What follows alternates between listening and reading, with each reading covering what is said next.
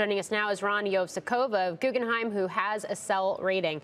Ron, I want to get your thoughts on the results we got, particularly this gross auto margin ex tax incentives that was 18.2% and better than the street had expected. We knew price cuts were going to pressure margins. What do you think about this? And is this a trough?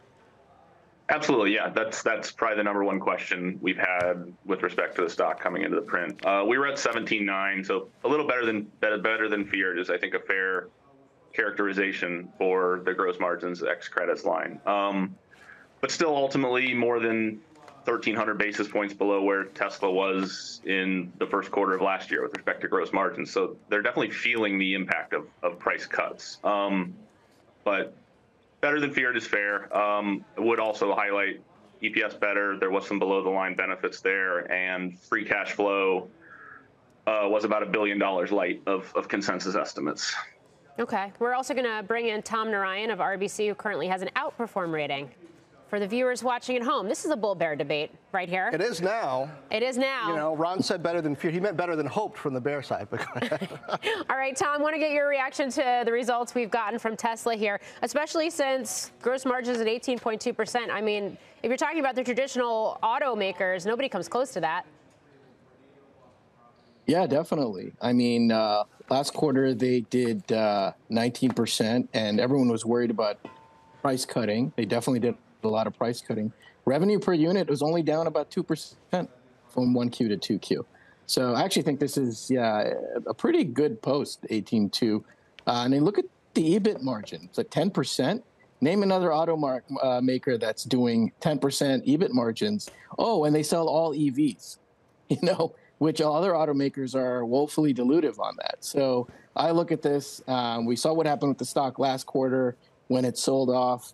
On that print, now it's in line with expectations. I would expect people to look favorably on it. Ron, it's a rough print for you in a way, based on your price target of just over $100, 112. But I mean, does this really justify a nearly $1 trillion market cap for Tesla, especially given we've had meme stocks also rallying? Could one argue that this is a sign of market froth? Yeah, no, I think that's a fair characterization. We have nearly a $400 billion valuation for Tesla. I think in a vacuum, for a business that's doing $20 billion of EBITDA next year, maybe $25 billion of EBITDA in 2025, that is pretty rich, unless you believe in robotaxis, FSD, where attach rates still are extremely low, or things like AI licensing opportunities, and just not sure where bulls get confidence in those line items specifically. I mean, there are real robo-taxis on the road today that have went through a rigorous regulatory process. FSD is currently a level 2 system. They've told regulators it will always be a level 2 system. So Tesla doesn't have a robo-taxi today, and we don't know what that business ultimately looks like. I think the confidence in that initiative, it's a bit of a running joke at this time that Elon says it's always coming next year. All right, Tom, you're going to let him say that about FSD? I mean, I personally don't get how full self-driving ends up being good for selling cars. It seems like it'd drive utilization up and they'd sell fewer. But all that given, Elon Musk, people have a lot of faith in him for understandable reasons. So does that keep this stock buoyed?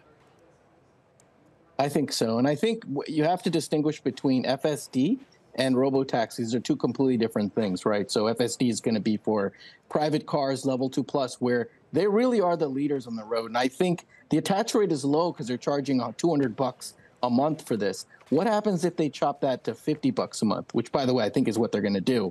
You still get $50 per month per car and a huge software margin on top of that. And the attach rate will go from 5% to like 80%, especially when the government mandates it. So the math on FSD is tremendous. And I haven't even talked about robotaxi yet.